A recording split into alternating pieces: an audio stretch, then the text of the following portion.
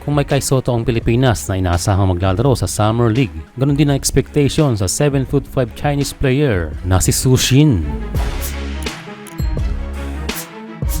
Ngayong tapos na ang NBA draft ay unti-unti na mare-reveal ang mga NBA Summer League rosters. Katulad lamang sa Philadelphia 76ers na maglalaro sa kanila sa Summer League ang University of Hawaii center na si Isaac Johnson. Samantala pinirmahan naman ng Los Angeles Lakers ang ilang undrafted free agents.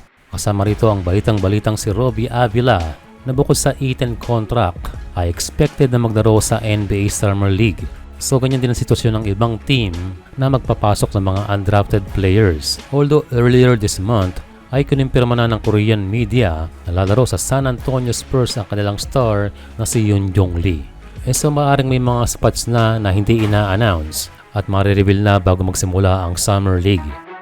And ngayong taon ay meron namang pambato ang China na ini-expect na maglalaro sa isang NBA Summer League team. At ito nga ay si Xu Xin. Balita sa kanila ngayon na interesado ang maraming NBA teams na mag-try out o makakuha ng Summer League contract ang kanilang 7'5" center.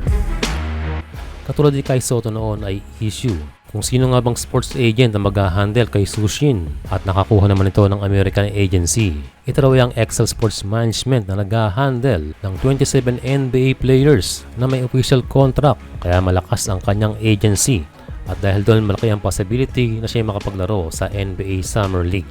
At kung magkasama silang dalawa ni Kai sa isang city ay magandang matchup yan. So nandun na yung connection. Ang tanong, ano nga ba ang skills ni Xu Xin? Well, may mga similar skills sa ating kababayang si Kai. Mga love passes from point guards. Kung laro lang sa ilalim ay parang pinalaking Kai Sotto ito. Mas bata at 22 ay nagpapakita na ng mobility. Ang isang bagay na lamang si Kai dito ay hindi 3-point shooter tong si Xu Xin. Kaya ang mai offer niya lamang ay inside presence or nandoon ang kanyang kalakasan. Pero kita naman na nagagamit niya ang kanyang height para mamuwersa. Itong si Xu Xin ay ang CBA Most Improved Player. Kaya hindi na rin tayo magugulat na ito'y makapag-Summer League at meron ding reports na maaari itong maglaro sa BYU or Brigham Young University na pinanggalingan ng NBA first pick ngayong taon. So meron talagang factory ng 7-footers itong China. Yan ay nasa kanilang genes. Kaya kung magkaroon man tayo ng 7-footer katulad ni Kai Sotto ay sadyang generational player. Kaya kung pakiman ni Kai na mag-NCAA or ipagpatuloy ang kanyang NBA dream starting by Summer League ay kailangan na niya itong gawin sa edad ngayon na 24. Kaya good luck kay Kai sa kanyang mga plano. Gustuhin man natin maglaro siya sa gilas ay hindi pa ngayong window.